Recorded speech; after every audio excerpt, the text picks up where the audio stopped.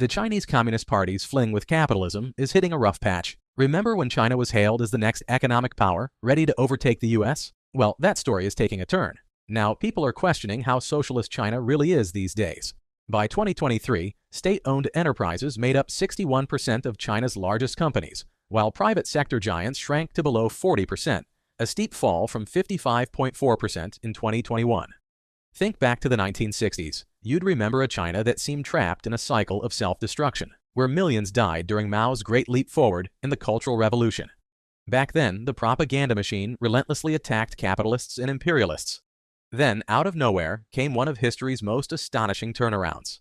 The same Communist Party that had once demanded a socialist paradise suddenly urged millions of Chinese to go out and make money. China's economy exploded onto the world stage. So how did a hardcore communist nation end up embracing capitalist economics? And what does this mean for China's spot on the global stage now? After World War I, China was a mess of civil war. On one side, you had the communists led by Mao Zedong. They wanted to apply Karl Marx's ideas to China's rural society. Marx envisioned a society where the community owned all property and wealth was equally distributed, eliminating class differences. Communism, in simple terms, is about the community owning everything together, aiming to eliminate class differences and share wealth equally. On the other side were the nationalists, led by Chiang Kai-shek, who preferred capitalism. Chiang was a military leader and head of the Nationalist Party, striving to unify China under a central government. Capitalism is about private ownership, where individuals run businesses for profit and competition drives the market. During World War II, both leaders set aside their differences to fight the Japanese invasion, but this truce was uneasy at best. Once Japan was defeated, the Civil War reignited. Mao's peasant army, seasoned and disciplined, eventually triumphed, forcing Chiang and his followers to retreat to Taiwan. On October 1, 1949, Mao declared the victory of the Communist Revolution and established the People's Republic of China. Mao centralized power within the Chinese Communist Party, creating a regime similar to the Soviet Union. He aimed to wipe out capitalism and distribute wealth equally. He confiscated land from wealthy landlords, forming collective farms, but productivity fell because people had no personal incentives. In cities, Mao nationalized factories and businesses, controlling everything from production to wages. This guaranteed jobs and benefits, but killed motivation and efficiency. The Great Leap Forward in 1958, which reorganized farms into huge communes, ended in disaster with a famine causing millions of deaths.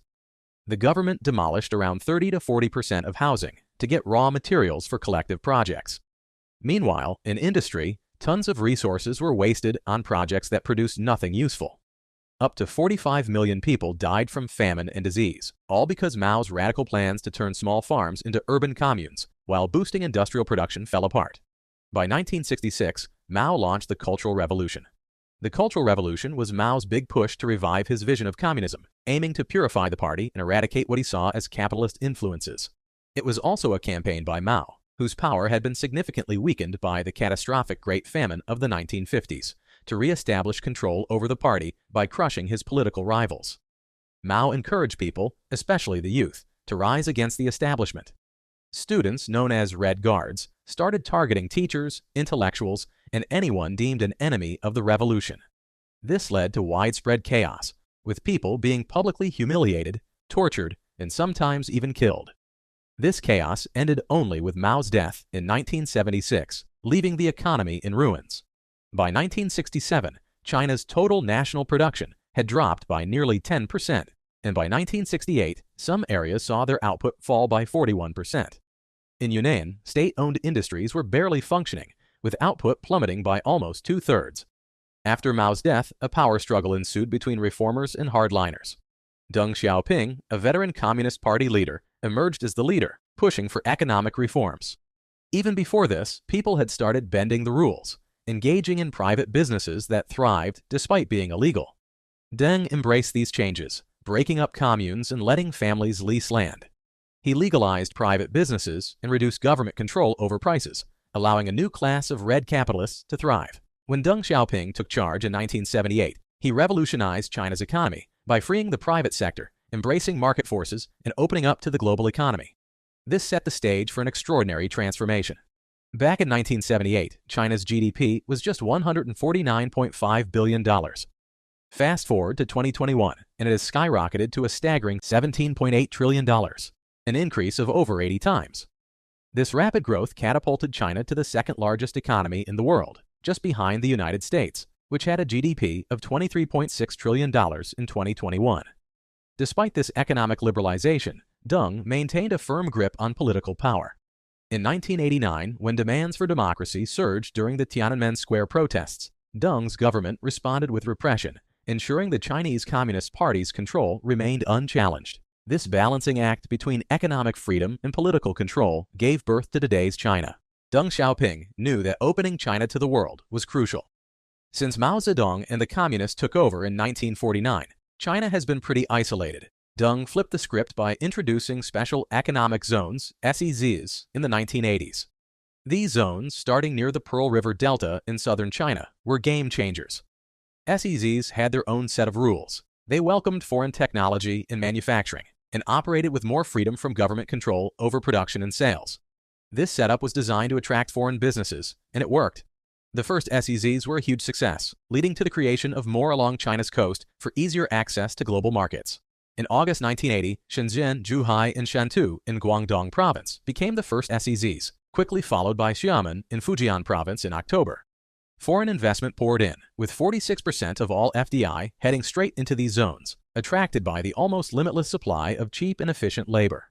The impact was immediate and profound. From 1980 to 1984, China's GDP growth soared by over 10%, but the real magic happened in the SEZs themselves. Shenzhen's economy exploded with a 58% annual growth rate.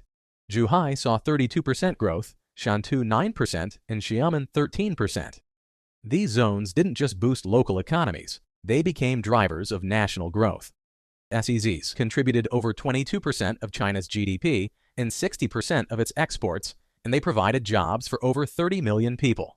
Between 1978 and the late 1990s, foreign investors flooded into China, committing over $180 billion. Big names like McDonald's and Coca-Cola set up shops, signaling that China was open to business. By 1995, southern China had become the world's toy factory.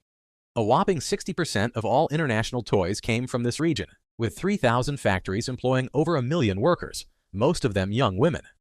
But it didn't stop at toys. Today, China churns out everything from shoes and clothes to computer chips and billions of other products, shipping them worldwide. By the time Deng died in 1997, China had transformed significantly. His successor, Jiang Zemin, continued these capitalist reforms, officially recognizing private enterprise as vital to the economy. The push towards marketization in China really took off, thanks to those hit hardest by Mao's disastrous policies, particularly the rural households who were forced into communes and endured the Great Famine. Imagine being a farmer in this tough situation. Some of these farmers found a way to improve their lives by striking deals with local authorities. They gained the right to lease land from the collective and sell their produce in private markets once they met their official quotas. By 2006, private businesses were responsible for half of China's GDP and 2/3 of its industrial production. So what does this mean from an economic standpoint? Let's look at the numbers. The National Economic Research Institute's Marketization Index is a handy tool for measuring how market-friendly each of China's 31 provinces has become. Think of it like a scorecard, where 10 means highly marketized and 0 means the opposite. Back in 1997, the average score was just 3.78. Fast forward to 2001, and it climbed to 4.48. By 2007, it had jumped to 7.06. The global financial crisis in 2008 slowed things down a bit, but by 2019, the score was up to 8.19. That's a pretty impressive leap, right? Coastal areas like Shanghai, Guangdong, and Zhejiang are leading the charge, scoring much higher on the marketization index compared to less developed regions. This shows how these areas have embraced market reforms more eagerly than others. So, what does this all mean? This means that China has come a long way from the days of Mao's hardline socialism. It now operates under a soft communism, blending market practices with state control. China's shift towards a market-oriented economy isn't just about numbers, it's about a massive transformation in how the country operates. While it's not a pure free market system, these stats show significant progress towards a more market-friendly approach. China's current system is more capitalist than market communist. While market communism might involve some small fragmented markets, real capitalism integrates everything, profits, wages, money, into a broader system. China has financial markets allowing private share ownership, which you don't typically see in market communism. Researchers looked at all 37,546,000 firm registration records from 2013 and 2019. Because every firm in China must register and list its owners, these researchers could trace the ownership networks and figure out just how connected private firms are to the state. China's biggest private owners are closely tied to the government. Take East Hope Aluminum, for example. It owns at least a 10% stake in 236 companies. By 2019, 78% of China's top 1,000 private owners had equity links to the government or government-owned firms. To break it down even further, about 65% of these top private owners are directly connected to state owners, meaning they both share at least a 10% stake in the same joint venture. Another 13% are indirectly connected through other private owners with state ties. Let's put it in perspective. By 2019, there were over 100,000 private owners with direct ties to the state, accounting for more than 15% of all registered capital in China. And it doesn't stop there. An additional 3.5 million smaller private owners had indirect ties to the state, adding another 18% to the registered capital. These connections are especially strong in sectors like mineral extraction, where the state is a major player. Plus, state profits are kept by enterprises rather than handed out as social dividends. China's economy today is all about markets. Firms are buying and selling with minimal government interference, and about 95% of consumer goods prices are set by the market. This is a significant shift from the early 1990s, when state-owned enterprises, SOEs, struggled with extra burdens. Back then, SOEs had to handle not just production, but also social responsibilities, like providing daycare and healthcare for workers, all while dealing with artificially low prices for energy and utilities. These extra costs made it tough for SOEs to turn a profit. Currently, while the government still controls some major sectors like telecom and energy, SOEs are more focused on responding to market forces and making a profit. How did China manage to shift from this state-controlled economy to one driven by market forces? The answer lies in China's entry into the World Trade Organization, WTO, in 2001. By 2001, when China joined the WTO, the number of domestic firms engaged in foreign trade skyrocketed to 35,000. This shift marked a significant step in integrating China into the global economy. China's trade-to-GDP ratio climbed as tariffs and non-tariff barriers declined in the run-up to joining the WTO. After China joined the WTO, the general tariff level fell dramatically to 9.8% in 2007, from 16.4% in 2000. This reduction made it easier for other countries to trade with China and for Chinese goods to flow across the globe. So, why does this matter? Well, joining the WTO wasn't just about lowering tariffs. It was a signal to the world that China was open for business. It encouraged foreign investment and helped Chinese companies access international markets. Today, China's trade-to-GDP ratio stands at 38.14%, a slight increase from 37.3% in 2021. This ratio reflects the total value of a country's exports and imports relative to its GDP. Nevertheless, China's economic reform has been a bumpy ride. While the country secured the capital and know-how to modernize, it also faced some common capitalist issues like rising inequality, class struggles, and environmental degradation. Cities like Shanghai and Shenzhen are booming, but rural areas and smaller towns are struggling to keep up. It's a bit like a tale of two Chinas. On one side, you have a rising elite and a growing middle class, while on the other, many people are left behind. To put it into perspective, researchers found that the wealth of China's top 10% has skyrocketed from 27% of national income in 1978 to 41% in 2015. In contrast, the bottom 50%, a huge group of around 536 million people, saw their share shrink from 27% to just 15%. This growing divide isn't just about numbers. For many low-wage and migrant workers, job security is shaky and wages are stagnant, fueling frustration and demands for better conditions. The gap between the haves and have-nots is clear, and it's sparking real social tensions as the benefits of China's economic boom haven't reached everyone equally. Is this why Xi Jinping is rethinking the system?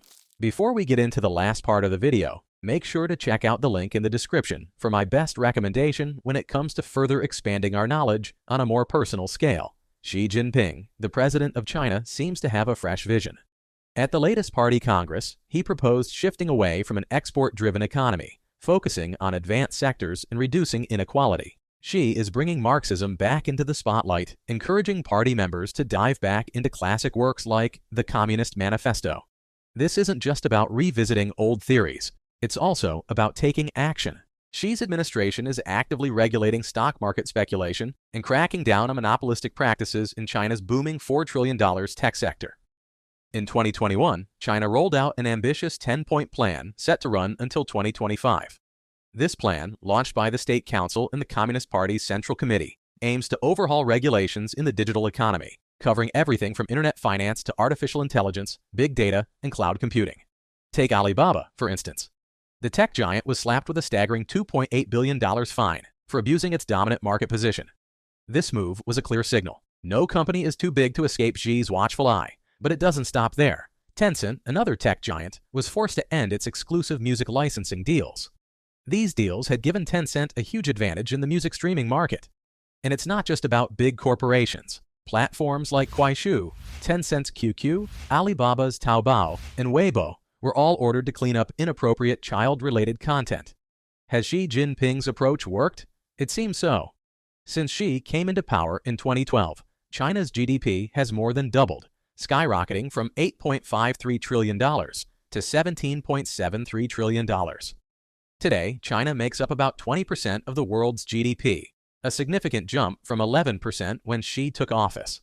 Additionally, life expectancy in China has risen, increasing from 76 years since 2011 to 78 years since Xi's tenure began. Despite these reforms, if you had to name one reason China still isn't fully capitalist, it has to be its management of capital. The state remains heavily involved in directing loans and investments, even as the country moves away from a planned economy. So what's the impact of this state control? Well, although private companies and market mechanisms drive a lot of China's economy, the state still holds significant sway through its ownership of large, profitable SOEs that dominate crucial sectors. This means that the major players in the economy are subject to political influence, which can sometimes overshadow pure profit motives. In essence, while China is making strides toward capitalism, it hasn't fully embraced the capitalist model yet. The state's influence on major companies suggests that China's journey to capitalism is still ongoing, and it's up to China to decide how far it wants to go. If you found this exploration into China's economic landscape interesting, make sure to like the video and subscribe for more content like this. Are you curious about how other countries are navigating their economic paths? Check out the video on the screen for a closer look at the global economic stage.